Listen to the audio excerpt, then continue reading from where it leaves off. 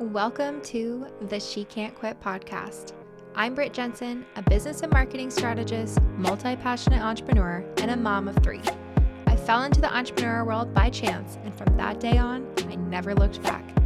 Nearly a decade later, 2 businesses, and a lot of life in between, I found a love for sharing my journey, and I've made it a mission to share about the life of raising businesses and babies, from the messy moments behind the scenes to the magic happening in between. Grab a cup of coffee or a glass of wine while we chat all things marketing, business, and motherhood.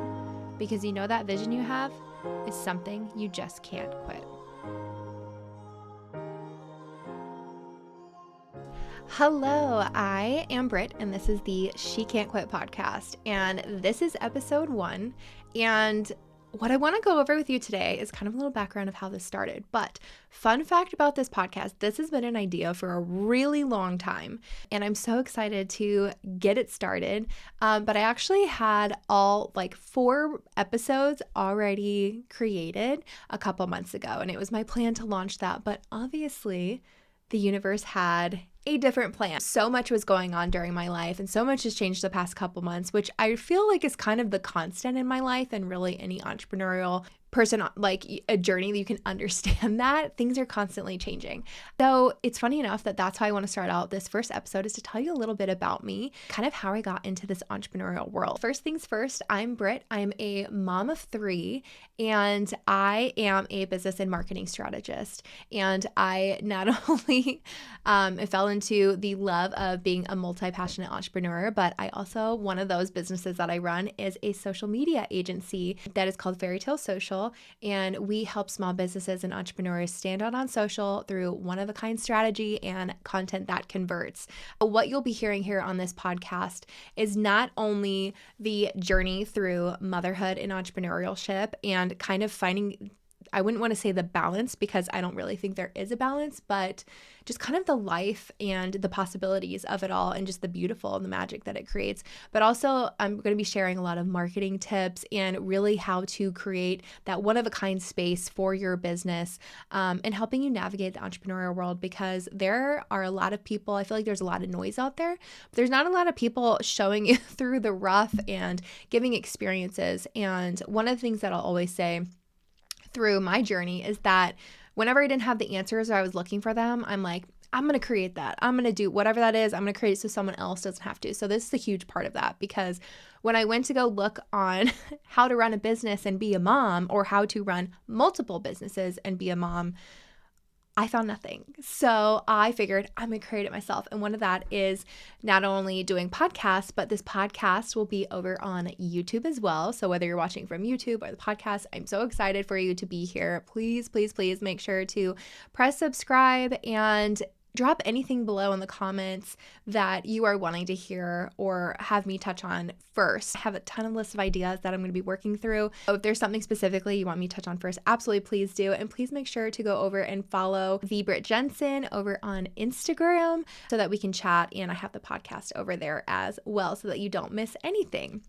But first things first, let me tell you a little bit about myself and where I started, because I never meant to be in the entrepreneurial world. And this is one of my strongest beliefs, is that the universe has absolutely put me where I needed to be. And every time something hard happens, every time things go left when I was trying to go right, I sat there and said, well, this has to be for a greater purpose. And I think that's been one of my things I've turned into a superpower.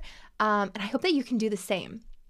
So I have been in the entrepreneur world for about 7 years now, and where I started is not where I am now whatsoever, nor is it ever where I imagined that I would be. And it just blows my mind thinking back. So those early chapters, if you feel like you're just all over the place, don't worry. They're there for a purpose. They're going to be one of your most favorite memories of looking back on. I hope you always look back on your chapter. But where I started about 7 years ago, I was in nursing school, believe it or not. My background is in healthcare and nursing. I had my whole life planned out. I've been like that since I was 3. You can ask my parents. And this story I haven't actually shared to many people. And honestly, it took me a really long time to be able to share it. But thinking back as I was getting ready to record this episode, it's actually the first time I'm really excited to share it, because it's had a lot of hard feelings. It's come to a lot of a lot of having to work through limiting beliefs, a lot of having to work through other people's opinions and actions, and therapy as well to be able to get to this point. Because even though I knew early on, this is the phase that I'll say I felt like my life blew up. I knew it had to be for a greater reason because I didn't understand it. It was so out of left field. So long story short, I was ready to graduate nursing school. I was newly married to my hubby. We were expecting our first baby. Everything was to the T to the plan. I already had a job offer. We were getting ready to move.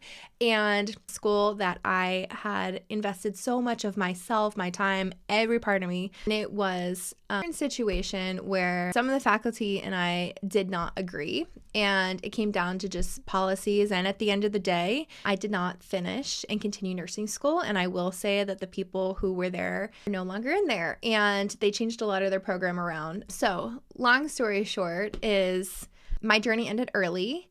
Nothing on my part, but just, I guess, cattiness and abuse of power. And so I never got to finish, which I was absolutely heartbroken about. My identity was so in being a nurse. I had so much education, so much schooling, so much opportunity, so much volunteering. And like I said, I already had a job offer. I had already networked and I had already created such great relationships at the place that I was working at in the hospital. I had worked my way through the ladder. I had done anything to just really fulfill this dream of mine. And so, like I said, this is the place that I'll say I felt like my life blew up because it came down to a technicality where I would have to reapply for starting the program over. And it was not in my best interest. So I remember driving home from dealing with all that. I was commuting 2+ hours a day while being very pregnant with my first baby. And I was trying to get over the fact of there was a lot of prejudice going on and trying to wrap my head around what had just happened. And all I kept thinking is, what do I do? Like, this was my plan for years. So I think, the thing that I kept telling myself, there has to be something to this. And at that point, I should have fought for myself more, but I did not have the personal power at that time to do that. So it's why I am really trying to be proud of telling my story now, because I really do believe that it was the universe's gift of placing me here, because it kept saying, Britt, you're not listening. You're not meant to do this. And I look back now, the last couple years of everything that's unfolded, and I would have been so burnt out and miserable. I was already really getting burnt out, working on the floor because I was pulling so many shifts and I was getting very burnt out in patient care. And I hated it because I loved patient care so much. I loved bedside manner and creating, such a great place for people who were experiencing some of the hardest times in their lives. And that was really important to me, and I was getting very frustrated with how burnt out I was getting. So I really feel now, looking back, that it was the universe's gift after everything that's unfolded the last few years, that this is where I'm meant to be, and I'm so happy about it. And I look back and I actually had a lot of signs from the universe saying, like, you're not meant to be here, but I kept pushing and pushing, and it's really given me the ability to find myself. I didn't realize how disconnected, or how I really didn't have a sense of identity other than my accomplishments. I think that's I'm an Enneagram type 3, wing 2, which is where my caregiving comes in. But I am a perfectionist through and through. And I love getting, accomplishments. And one of the things, if you're not, familiar with the Enneagram, is that you can get wrapped up your identity into your accomplishments, what you do in your work. So I always think back now, I'm like, oh wow, the universe was giving me all these signs, because I was an entrepreneur since I was little, and I wanted to do that, but I was geared towards making the safe option, this is what you should do for an income, this is what you should do for a job. And as we've learned the past couple of years, that is not a guarantee anymore. I look back now and I'm so grateful for it, and I'm really glad that I just went with it. But it took me a very long time to be able to accept that, because I lost a lot of friends. I lost family members, and they were people I never thought that would leave my life. But through that, even walking a very lonely journey, it has been so worth it. So long story short, that is how I started. And as I had this new little baby on me, we welcomed our little girl in 2016. And so I just remember, I'm one of those people, I cannot sit still. And I was like, I need to find some way to I kind of was in the mindset of earn my keep, even though my husband is the sweetest partner. He's the best partner in the world, through marriage and raising our kids. But I I needed that for myself. Being so independent for so long, I needed to be able to do that. So I started looking into and got started with affiliate marketing. I loved the thought of social media because it was so expansive. And this is like back when Snapchat had first started and things were really taking off. And I look now at this world and I'm like, holy cow, it's changed so much. I really started putting myself out there. And let me remind you, before this, I was never on social media other than a pretty much like Instagram filtered post. And that was it. Like, throwback to the Valencia filter. And that was the only time I posted. And the people who were on, especially Instagram's my favorite platform. You guys will learn that. If you don't already know that by now, the people who were on there were anyone that I knew. It was not anything extra. So I really started. And one of the things I had to get over was people who I knew watching this. And I didn't care because I looked down at the little blue eyes staring at me. And that was my reason why. And I knew that I wanted to be able to continue having this gift of being with my kids because I never thought of myself of being a stay-at-home mom. And I knew that I wouldn't get that if I didn't find some creative way on top of just having this creative outlet for myself. So there was really no rules. And that's been so interesting to navigate in the entrepreneur world. But I look back now and I just did it. Like, if you're looking for that answer or trying to figure out, like, you'll find the answers in the action. You'll find the clarity in the action. So started there in affiliate marketing, kept learning everything that I could while I was doing, learned so much, failed a lot, won a lot. And then I started getting opportunities, kind of having people reach out to me about social media and started working with them kind of through a little bit of freelance. And that is what landed me not only 2 years ago, started a digital product company. I wanted to explore there and kind of be in the digital world, have some passive income.